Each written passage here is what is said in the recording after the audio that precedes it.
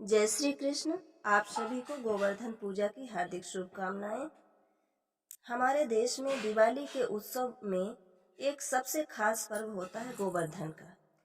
इस दिन मुख्य रूप से गोबर से बने गोवर्धन पर्वत की पूजा की जाती है और उसके साथ साथ भगवान कृष्ण की भी पूजा होती है और घर की समृद्धि का आशीष मांगा जाता है।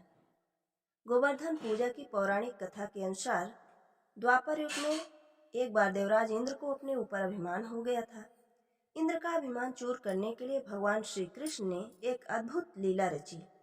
श्री कृष्ण ने देखा कि एक दिन सभी ब्रजवासी उत्तम पकवान बना रहे थे और किसी पूजा की तैयारी में व्यस्त थे। इसे देखते हुए श्री कृष्ण जी ने माता यशोदा से पूछा कि यह किस बात की तैयारी हो रही है। कृष्ण की बातें सुनकर यशोदा माँ ने बताया कि इंद्रदेव की सभी ग्रामवासी पूजा करते हैं जिससे गांव में ठीक से वर्षा हो और कभी भी फसल खराब ना हो और अन्न धन बना रहे। उस समय लोग इन देव को प्रसन्न करने के लिए अन्नकूट चढ़ाते थे। यशोदा मैया ने कृष्ण जी को यह भी बताया कि इंद्रदेव की कृपा से ही अन्न की पैदावार होती है और उनसे गायों को चारा भी मिलता है।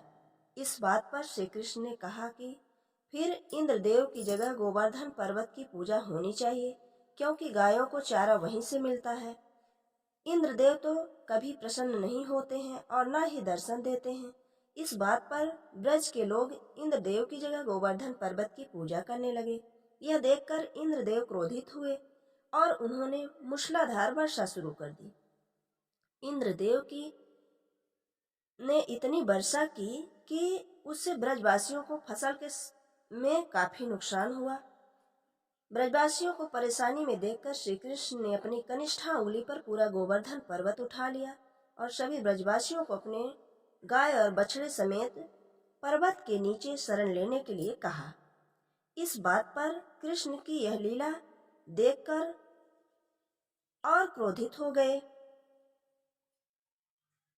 और उन्होंने वर्षा की गति को ज्यादा तीव्र कर दिया।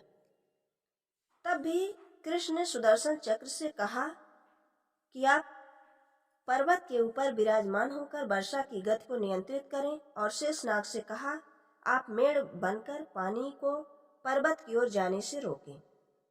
इंद्र लगातार 7 दिन तक वर्षा करते रहे।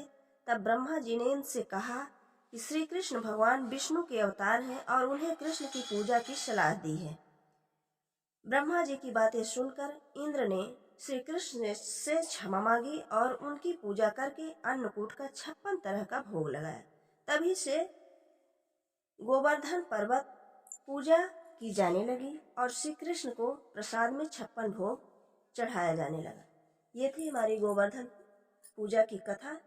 आप सभी को पुनः जय श्री कृष्ण। हमारे YouTube चैनल पर आप सभी का स्वागत है।